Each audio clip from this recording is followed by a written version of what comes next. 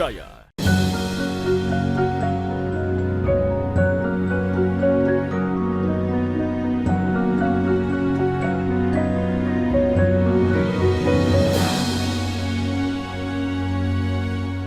Bismillahirrahmanirrahim. Assalamualaikum warahmatullahi wabarakatuh. Alhamdulillah, thumma alhamdulillah. Wala hawla wala quwata illa billahil aliyyil azim. Ashhadu an la ilaha illallah wahdahu la syarikalah. Wa ashhadu anna Muhammadan abduhu wa rasuluh. Allahumma salli wa sallim wa barik ala nabiyyikal karim sayyidina wa maulana Muhammadin sallallahu alaihi wasallam wa ala alihi wa sahbihi ajma'in, amma ba'd. Pemirsa sekalian kaum muslimin yang berbahagia, kita bersyukur kehadirat Allah Subhanahu wa taala mengawali aktivitas pagi hari ini dengan sehat walafiat. Mari kita lanjutkan nikmat ini dengan meyakinkan diri untuk melakukan hal-hal yang baik, bernilai ibadah di sisi Allah Subhanahu wa taala, apapun bentuknya, aktivitas dan profesi kita masing-masing. Amin. Pemirsa sekalian yang berbahagia, ada ayat yang sama-sama kita faham. Idza jaa ajaluhum, apabila tiba ajal seseorang, la yastakhiruna sa'ah, sedikit pun sesaat pun tidak bisa diundur, wala yastaqdimun, demikian sebaliknya, karena merasa lagi baik imannya, baik sholatnya, lagi banyak baca Al-Quran, sehingga ada niat untuk cepat menghadap Allah, itu juga tidak bisa. Pasti. Nah, apabila hal yang satu ini, kematian, datang pada seseorang, maka di antara kewajiban orang yang masih hidup, tentu dikoordinir oleh keluarga, menjadi haknya orang yang meninggal untuk diberikan yang terbaik. Bahkan yang kurang pun kita ceritakan kebaikannya. Kebaikannya 100. Ayo cerita 1000 kali. Cerita 1000 kali. Begitu pentingnya. Nah, salah satu di antaranya yang menjadi ada baiknya kalau kita juga jadikan tazkirah adalah memahami cara terbaik dalam memandikan jenazah. Ini seringkali kita sebut dengan fiqih. Jadi, kan ada hadis Nabi begini. May yuridillahu bihi khairan, siapa yang Allah kehendaki baik, yufaqihu fid dini, maka dia belajar agama, belajar fiqih. Selanjutnya, bagi siapa yang punya ilmu tapi mau diperlakukan secara baik pada saatnya dia yang dilayani. Misalnya menyiapkan diri agar orang yang menyelenggarakan kita, kalau kita yang tiba ajalnya dimandikan secara syariat, itu maka pahamkanlah cara memandikan kepada kaum muslimin. Ini bagus dilakukan oleh tentu pengurus masjid.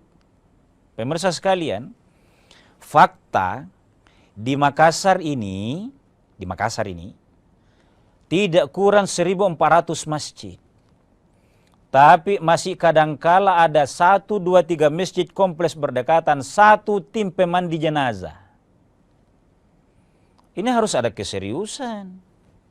Kita tidak bermaksud banyak orang mati, enggak, tapi kan dia sesuatu yang pasti. Ayo urus ini dengan baik, manage juga ini dengan baik, agar terjaga hal-hal yang memang kebaikan bagi si mayit. Kan pemirsa sekalian ya, urutan memandikan itu harus kita tahu sama-sama. yang bisa memandikan seseorang, misal saya sebut saja langsung. Kalau laki-laki yang meninggal, maka siapa yang memandikan? Urutannya gini nih. Pertama, anaknya yang terakrab dengan sang ayah. Lalu kalau anaknya belum tahu, misal ini belum ahli, maka saudaranya. Pokoknya keluarga laki-lakinya dulu. Kalau ini juga tidak terampil, karena nanti sudah ada mayat baru tercerahkan bahwa yang harus menyelenggarakan itu yang paling bisa menjaga kerahasiaan sang mayit. Dan itu adanya adalah ahli waris terdekat. Maka boleh beda jenis. Siapa yang paling boleh? Tentu bukan sembarang orang. Bukan sepupu 2 kali, tapi istrinya. Kita lanjutkan setelah jeda sejenak.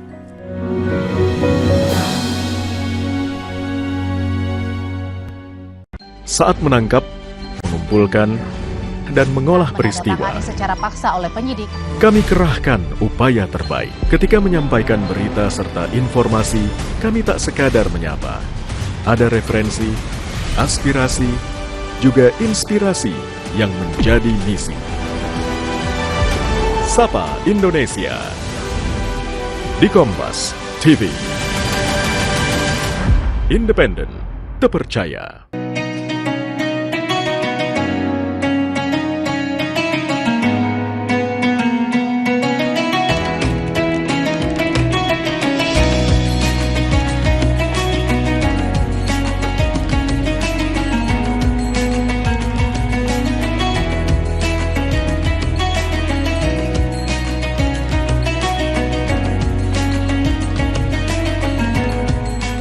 Assalamualaikum warahmatullahi wabarakatuh. Setelah menjalankan ibadah puasa selama bulan Ramadan, kita sambut hari yang suci dengan penuh kebahagiaan. Mari rayakan kebersamaan di hati. Eratkan silaturahmi di hari yang fitri. Selamat Idul Fitri 1445 Hijriah. Minal aizin wal faizin. Mohon maaf lahir dan batin. Wassalamualaikum warahmatullahi wabarakatuh. Raih kemuliaan saat menangkap, mengumpulkan, dan mengolah peristiwa. Secara paksa oleh penyidik, kami kerahkan upaya terbaik. Ketika menyampaikan berita serta informasi, kami tak sekadar menyapa. Ada referensi, aspirasi, juga inspirasi yang menjadi misi. Sapa Indonesia di Kompas TV. Independen, terpercaya.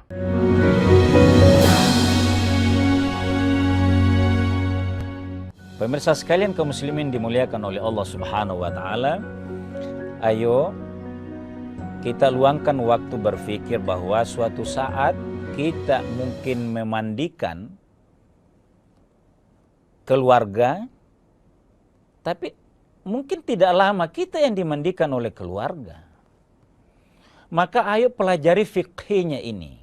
Maka yang memandikan itu adalah yang paling bisa menjaga rahasia. Penyakitnya apa? Oh, ada penyakitnya begini. Berarti kira-kira ada darahnya. Oh, ini yang digencet, diperkeras, mendorongnya misalnya di perutnya. Contoh nih. Nah, boleh ndak istri? Saya bacakan hadisnya pemirsa sekalian. Dalam kitab Bulughul Maram itu disebutkan bahwa An Aisyah diriwayatkan dari istri Nabi Aisyah radhiyallahu anha. Qala Rasulullah sallallahu alaihi wasallam, "Lau mutta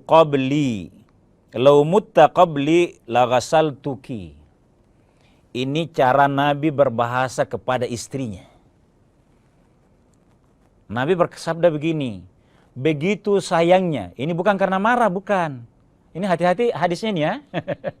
Ini bunyi hadisnya begini. lau mutta qabli la ghasaltuki. Wahai Aisyah, ini bukan karena marah, bukan. Tapi Aisyah itu ditahu penyebar ilmu, perawi hadis, penghafal hadis yang berkualitas. Nabi berkata, seandainya wahai Aisyah, salah satu bentuk kasih sayang saya kepadamu, saya sebagai suami, Anda sebagai istri saya yang saya sayangi, maka saya akan memandikan Anda. Ini kata Nabi. Rawahu Ahmad, Ibnu Majah, Sahahahu Ibnu Hibban. Ini yang menegaskan. Balikannya hadis ini, kalau lebih duluan Nabi wafat, maka ia memandikan juga Aisyah. Nah, itulah sebabnya pemirsa sekalian, pada saat Rasul wafat, yang mengatur memandikan itu Aisyah. Dari hadis ini. Jadi, jangan sampai ada seseorang mati. Ada yang melarang istrinya kalau mau menyentuh suaminya. Tidak boleh dilarang. Termasuk memandikan boleh. Kan kenapa saya jelaskan begini pemirsa sekalian, ini hanya antisipasi. Kadangkala ada paham bahwa pokoknya kalau perempuan tidak bisa menyentuh keluarganya. Bukan begitu. Yang tidak boleh kalau sembarang perempuan. Karena dalam memandikan yang terpenting itu kebersihannya dan terjaga kerahasiaannya seseorang itu. Nah ini, saya tambahkan pemirsa sekalian. Bahkan dari Asma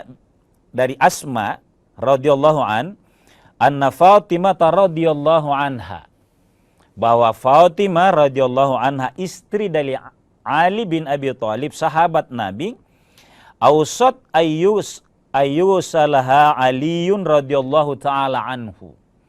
Fatimah berkata, andai kata wahai Ali, wahai suamiku maksudnya, wahai ayah, andai kata saya duluan daripada ayah, maka karena bolehnya mendengarkan dari Aisyah tadi pesan Nabi SAW itu, maka dia berpesan agar dimandikan oleh suaminya, yakni Ali bin Abi Thalib.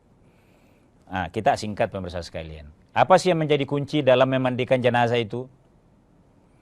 Yang menjadi kunci adalah seperti hadis Nabi begini. La yaghtasila mautakumul mu'amminuna.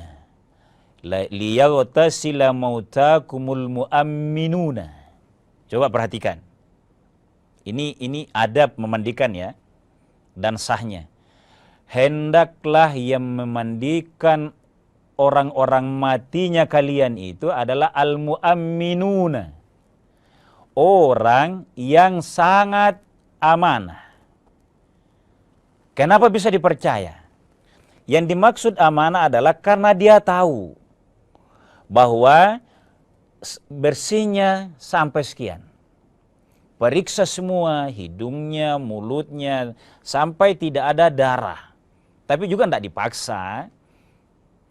Nah, ini dalam hal memandikan ini, amanah yang kedua adalah memang tidak menceritakan hal-hal yang menjadi kerahasiaan. Tidak boleh kita misalnya berkata, weh banyak sekali tadi kotoran, nah. Mungkin jahat, tidak usah pakai mungkin lagi, tidak usah. Ini siapapun ya, keluarga atau bukan, kalau ada tim yang dipercaya di masyarakat. Nah pemirsa sekalian, berapa kali dan berapa orang yang harusnya memandikan? Yang menjadi kunci kita tahu adalah sampai bersih dengan tidak memaksa. Tidak boleh pakai jangan-jangan. Nah, ini sudah bersih, misalnya mohon maaf ini karena ini fikih. Sudah tidak ada yang keluar. Tidak usah didorong-dorong, paksa lagi, tidak usah. Jangan-jangan masih ada di perutnya, tidak usah. Orang kecelakaan misalnya, begitu berhenti darahnya, tidak usah dicari lagi. Jangan-jangan masih ada darahnya, tidak perlu. Ini namanya mu'amminuna, orang yang dipercaya tahu. Intinya bersih. Nah, berapa kalinya Nabi pesan, mandikan mautakum itu, kalau normal itu bisa dengan 3 kali. Pertama, diniatkan memandikan mayat. Fardu kifayah. Kalau mau dibahasa Arabkan boleh. Nawaitul ghusla li hadzal mayyit lillahi ta'ala. Itu niatnya itu kalau mau dibahasa Arabkan. Tapi yang paling penting dalam hati. Mandi menyeluruh tubuhnya. Hilang semua. Sudah mulai bersih. Walaupun bersih tahap pertama, andai kata langsung bersih karena orangnya misalnya jantung. Tidak banyak lukanya, kelihatan fisiknya sehat. Satu kali mandi bersih. Nabi menganjurkan salasan, 3 kali. Kalau tidak 3 kali, 2 kali belum yakin bersih. Sampai 3 kali. Nanti yakinnya bersih 4 kali. Kasih cukup 5 kali. Bahkan hadis Nabi itu ditutup dengan sya'a. Apa maksudnya? Hadis sya'a ini, kata penutup hadis itu, meyakinkan bahwa sampai yakin bersihnya. Ini harus saya perjelas pemirsa sekalian, agar tidak memaksakan bilangan tertentu. Harus 3 kali. Padahal belum yakin bersihnya tadi. Misalnya orang banyak darahnya kasihan. Orang kecelakaan. Belum berhenti darahnya. Dengan tidak dipaksa tadi. Belum. Kasih cukup 4 kali. Andai kata lebih dari itu, sudah mau berhenti sampai meyakinkan bersih. Jadi yang menjadi kunci dalam mandi, penambah itu berapa kali menuangkan air, itu tambahan saja. Tapi yang menjadi kunci adalah bersihnya. Nah, pemirsa sekalian, hal-hal yang teknis begini namanya fikih. Saya paham banyak di antara kita yang sangat paham ini, tapi kita sebutkan juga. Kita lanjutkan setelah jeda sejenak.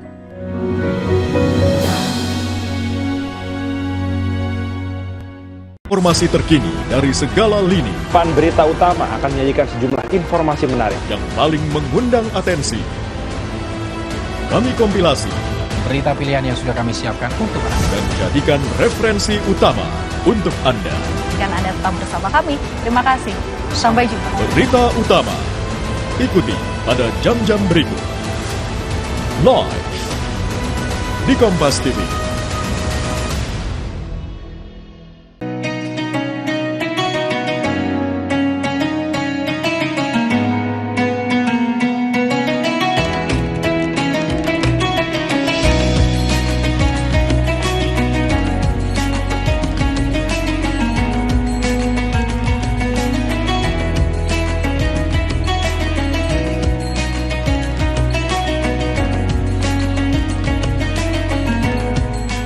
Assalamualaikum warahmatullahi wabarakatuh.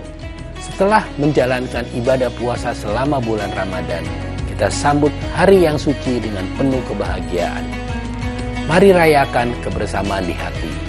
Eratkan silaturahmi di hari yang fitri. Selamat Idul Fitri 1445 Hijriah. Minal aizin wal faizin. Mohon maaf lahir dan batin. Wassalamualaikum warahmatullahi wabarakatuh. Raih kemuliaan.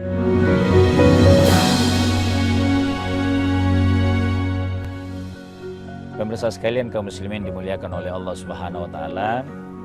Kita membahas fikih yang maklum ini karena seringkali ada orang wafat tapi masih ada hal yang perlu diulang-ulangi, ditadkirahkan.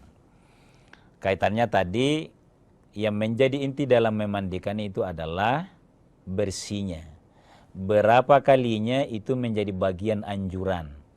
Tidak harus 3 kali. Kalau nanti bersihnya yang keempat, bisa ditambah yang kelima selama ada air. Kalau di kelimanya juga belum yakin bersih, maka sudah tidak usah ribut. Mandikan lagi sampai 6 kali. Sunnah menjadi 7 kali. Tapi andai kata karena kecelakaan misalnya, bahkan ada sebagian di antara bagian tubuhnya yang tidak, maka bersihkan sampai yakin. Mungkin Kalau ada bagian tubuhnya yang tidak ditemukan, maka yang ditemukan saja yang dimandikan. Itu karena kita ini nahnu nahkum bidzahir wallahu yatawallas sarair. Kenapa kita sebut ini? Karena biasa ada orang mutilasi di jauh sebagian fisiknya, Masya Allah, ini juga ya, bangsa apa yang merasuki itu ya. Ini harus ada antisipasi. Kok ada di antara sesama umat itu tega memutilasi sesamanya manusia hanya karena persengketaan hidup. Apalagi kalau perbedaan pendapat saja, Masya Allah. Ini ada penyakit yang harus di apa ya, minimal didoakan sama-sama agar bangsa ini makin beradab lagi. Pemirsa sekalian kaum muslimin dimuliakan oleh Allah. Nah, yang selanjutnya di antara adab memandikan itu adalah bagian dari harusnya bersih. Berapa orang yang harus kalau ada tim memandikan? Intinya bersih dan mudah dan terjaga kerahasiaan. Maka dia dikasihkan tempat yang terbatas. Kita datang ke orang meninggal, carikan tempat yang tertutup. Berapa orang yang berhak di situ? Badannya yang dilihat. Kalau biasanya karena ada yang dipangku, biasa 3 orang cukup. Mudah, bagian perutnya, bagian kepala ke atas, telinga segala macam, bagian kaki. Biasa ada 3. Tapi kalau tidak cukup dengan 3, jangan paksakan 3. Tidak boleh 4, ada pamalinya. Bukan begitu. Pamalinya itu bagian dari yang kepercayaan. Tapi yang memudahkan bersih, misal, kalau orang ringan badannya, fisiknya ideal, mungkin cukup dengan 3 orang. 1 di kaki, 1 di tengah, 1 di bagian kepala. Tapi kalau orang yang makmur, orang yang, yang fisiknya sejahtera ya, berat, susah digoyang. Kalau tidak lebih dari itu, terpaksa misalnya 4. Karena kan biasanya begini, ada pihak keluarga yang demi adab terbaik bagi orang yang berjasa bagi dirinya. Misalnya ayahnya meninggal, 5 anaknya, semua mau anaknya. Boleh 5. Kenapa saya sebut ini pemirsa sekalian? Karena ada hal yang beragam di masyarakat kita. Ada yang mematok harus 3. Kalau bukan orang ya pohon pisang harus 3. Tidak boleh 4. Ada kepercayaan begitu. Bukan itu yang menjadi wajib. Yang menjadi penting adalah mudahnya memandikan tadi. Sehingga mulai dari pemilihan tempat yang terkhusus, tempatnya di atas-atas, sekarang kan sudah bagus. Apa bagusnya? Masjid-masjid kita didorong oleh pemerintah agar masjid itu difasilitasi dengan pengadaan keranda di masjid. Jadi bukan hanya keranda tempat memandikan jenazah itu yang dipinjam semuanya. Di masing-masing masjid, di masing-masing kompleks itu bagus ada. Tapi yang kita mau tekankan adalah adab atau seluk-beluk menyelenggarakan atau khususnya memandikan jenazah adalah fokus kepada bersihnya, mudahnya, dan kerahasiaannya.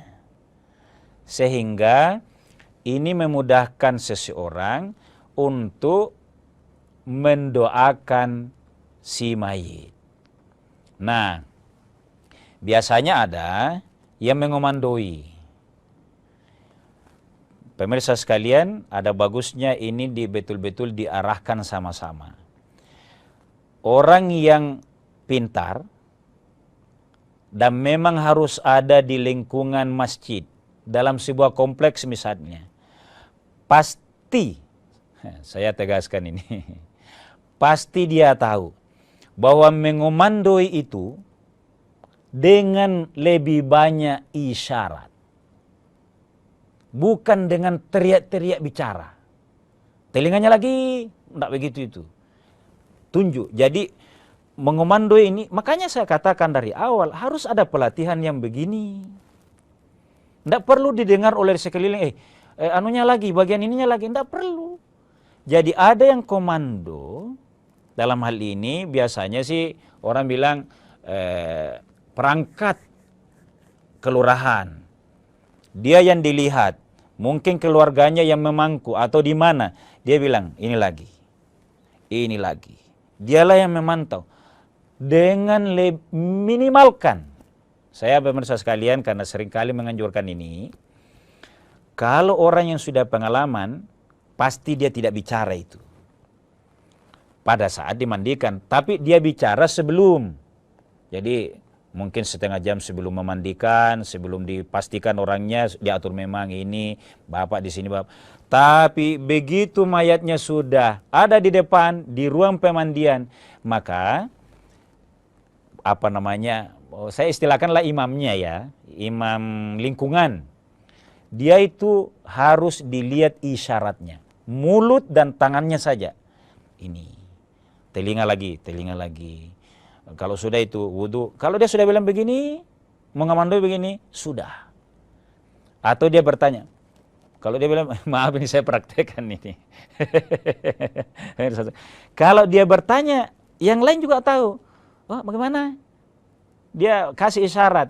Maka, kenapa saya sebutkan ini pemirsa sekalian? Begitu perlunya difahami bagian dari adab memandikan jenazah, hal yang terbaik baginya, sehingga yang dibutuhkan adalah isyarat-isyarat yang produktif. Artinya memberikan isyarat difaham. Bilang lanjutkan mandinya, lanjut. Bilang cukup, cukup. Wudhunya cukup, baru selesai. Harus kita dukun masjid-masjid yang mengadakan pelatihan penyelenggaraan jenazah ini. Sekian dan demikian pemirsa sekalian, mudah-mudahan dengan mengetahui fikih penyelenggaraan jenazah ini kita lebih sadar perlunya menyelenggarakan, dan kalau tiba waktunya diselenggarakan dengan sangat baik, tenang, tertib, dan disolati serta didoakan dengan sebaik-baiknya. Hadanallahu wa iyyakum ajma'in. Wassalamualaikum warahmatullahi wabarakatuh.